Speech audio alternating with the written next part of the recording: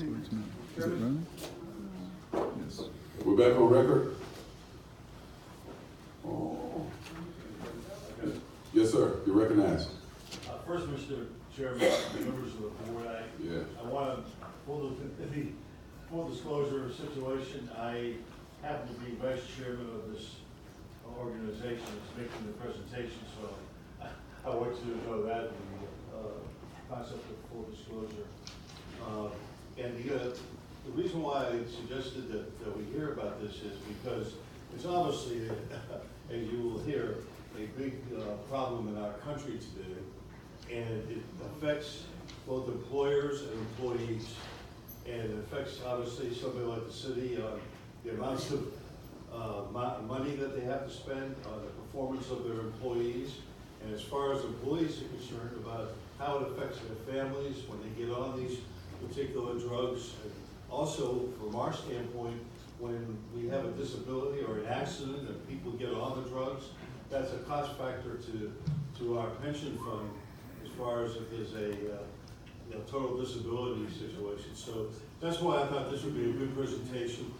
For that reason, and for you all to know, we have union representatives here, and they represent a lot of employees, and I think they should have some knowledge about what's going on in this situation. So with that, Mr. Chairman, I put my full disclosure on the line, not of everything that I've ever done in my life, but something along the lines of pertinent to this presentation. Duly noted. You may proceed, sir. Well, I appreciate being here for the government employees and the sanitation employees of Miami, and for the people of America and all throughout the country. It's been a major problem. The biggest problem we have as far as a crisis that's affected pretty much everyone, through families, through employment, through government, through society, through prisons, through hospitals, everywhere. And I want to talk about addressing this and what the realities are and some solutions we've looked at. In my case, I was a terminal cancer patient over a year ago. They said there was no treatment for me. And I actually used the endocannabinoids so I could get through the chemo. They said that nobody ever else has withstood. And here I am today, which they said was impossible. So being chairman of the board and being recognized to be the chairman with some of the founders of the committee, the foundation that are here, that are on the board, and part of that, they asked me to join and help build a foundation, obviously raise money, but find some treatments that work. For the last 50 years, whatever's been used hasn't worked. I've talked to a lot of research and rehab facilities, and they tell me what we've done for the last 50 years hasn't worked, but people are getting paid millions and millions of dollars in insurance money. And they're running from 96 to 98% recidivism. And the rest of the people, unfortunately, have perished. So I want to talk about the realities here. The crisis really is, it's tripled since '99. There's 115, 116 deaths a day, and it's rising. It's not going down, it's going up. As a matter of fact, the New York Times said 2 days ago, the national epidemic hit record levels in 2017 with no end in sight because of the synthetic drugs that are out there. They've curtailed a lot of the prescription drugs, which caused a lot of the opioid overdoses, but now we have street drugs because people can't get them, which has made the crisis even worse. And if you look at the statistics here, you can see the increases that have represented 77,000 deaths last year. And those are the ones that are reported as opioid deaths. How many overdoses, how many hundreds of thousands of overdoses where they're hospitalized or where they're in treatment and they haven't died, but their soul may have died. We look at the epidemic and we look at Florida having one of the highest rates in the country. Palm Beach County lost 613 people last year, overdoses of death. Delray Beach had 600 overdoses, many of which were deaths. And you can look at the states that have the biggest problems, and Florida stands out as probably number one. A lot because the veterans, 25% of the suicides in Florida, which is the highest rate in the country, are returning veterans on opioids. And there's no end in sight. OxyContin came from Purdue Pharmaceutical Company in '96. $400 billion has been spent buying that. And you look at the pill mills, you look at what's happening now with the fentanyl and the synthetic heroin and what's out on the streets today. That's very difficult to deal with and very difficult to identify how can we treat people. What I'm looking at is dealing with crisis management now. I say we're at 95% crisis management and 5% proactive management. But how can we turn that around? And we've looked at some things that have worked, literally therapies that have worked, and we're in the process, which I'll discuss, of putting some rehabilitation that's shown to work in place. You look at what's happening, and you can look at the chart there. I've got a circle around it. That line going up are the synthetic drugs that are killing people, the synthetic heroines, the fentanyl, the carfentanil, and the heroin that's coming across the borders. And it's only growing up. Something that's amazing. In 2016, which had 20,000 less deaths than 2017, more people died from opiates than the entire Vietnam War. Think about that.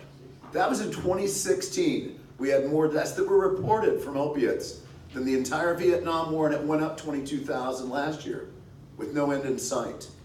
You look at the number of deaths that have happened in the last 10 years, and you're beyond the entire Civil War. And you look at what are the current treatment options. They have a medical applied technologies through medicine. What are those medicines? They're not working. You've got methadone. What is that? Synthetic heroin. You've got Suboxone. You've got other drugs that they've combined together to block the ability to get high. But what happens is with that blockage, it makes them more susceptible. So when they do use the drug again, they overdose because their body is susceptible to what's been used. So it's not working. And you look at different, medication with therapies, it's not working. And we need to identify what works, and we have in some cases. You look at emergency overdose prevention, and this is the first thing from the Opioid Awareness Foundation that we're looking to raise funds for. And I've got 5 committees we defined within our organization. Senator Silver is the vice chairman, and he's working with us with fundraising, with awareness, with getting to where we are right now, where I'm able to speak to a group that cares, that knows they can make a difference, and needs to understand what's going on and what can we do and how can we do that. Another committee we've created is the response committee to get the naloxone, the Narcan inhalant to the people, get it to the first responders, get it to the metros, get it to the convenience stores, Miami, throughout Florida, throughout the United States, and in West Virginia and Ohio and Pennsylvania. They're putting in blue lights in the convenience stores because they're finding people dead in their bathrooms. They're putting the blue lights so they can't find their veins because they find out so many times they knock on the door and they come in and the person's overdosed, dead. And we have to be able to have that to bring these people back. You think about the school shootings, and it's terrible. But think if we could take the bullets out of those kids that have been shot, or we can take the bullet or the opioid out with the naloxone, with the Narcan spray, which does not always work when you're dealing with the carfentanyls or the fentanyls. And we need to educate the population on what they can do. But most importantly, we need to identify those areas that need the help. Get the naloxone out there and educate people what to do and when to do something. So, this is not a treatment, it's bringing somebody back to life. And that's the one thing is, in response, we want to be able to bring the people back and then get them to treatment once they've realized they actually died and we brought them back. Now we want to keep them alive. We have to figure out a way to do it and do it right. The limitations, when you look at the cravings, are continuing.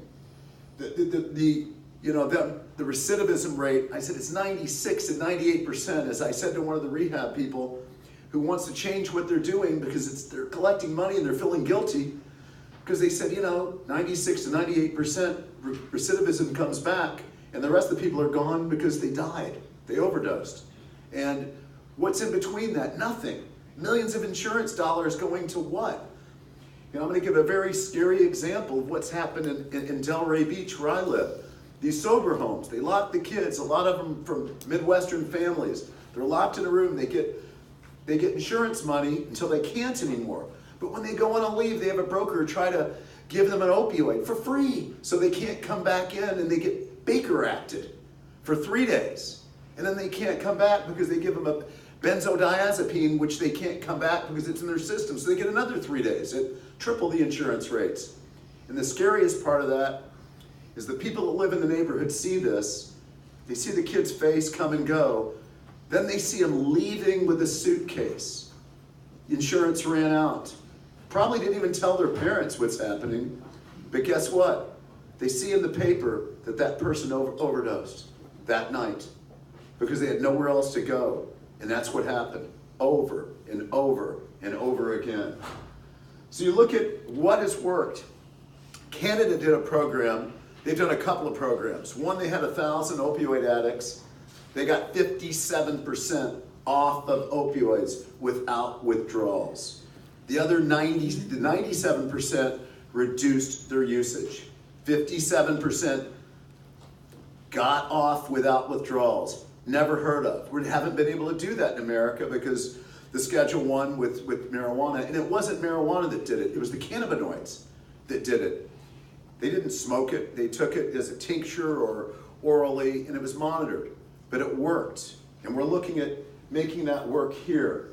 You look at the endocannabinoid system, which, interestingly enough, acupuncturists for the last 2,000 to 3,000 years talk about how acupuncture works. But they didn't know how.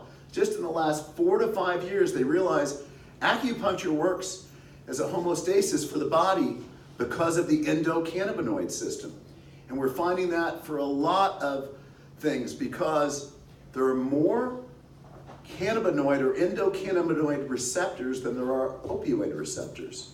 So if you can flood the body and compete with those cannabinoid receptors, with the opioid receptors, the cannabinoid receptors win. And that's the start of the rehabilitation. We can do that in Florida. And I'm going to talk about people that we're doing it with. You look at the different things, the benefits. There's over 100 chemicals. People talk about the CBDs and the THC. There's 100 other chemicals. And the THC isn't what does it. Even in Canada, they used a 4 or 5% THC solution with these people and flooded them with cannabinoids. So it's not something that's really scary.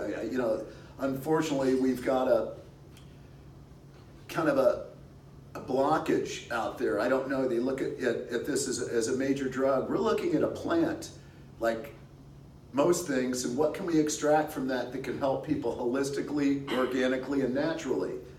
And that's how we're looking at doing this. And getting the research, get funding so we can do the research, because insurance isn't going to pay for it. And the people that need it probably don't have the money to pay for it. The veterans, the kids that don't know any better. And there's something that needs to be done. We look at what could be done. There was a study done with the opioid overdoses in 2014. There's a study done in 2017. And we look at what can be done. The states that have legalized marijuana, it's very strange, medical marijuana, because you're managing how you're using it. There's 14 different things that are used here, that are identified for a use of it. But the reality, every one of those states has had, believe it or not, drunk driving's gone down. The statistics have been overwhelmingly in favor of the society. And it's been a very positive thing. And you look at the studies with chronic pain and the opioids with cannabis, the cannabis wins, or the cannabinoids win, and the opioids lose. And we win if that's the case. we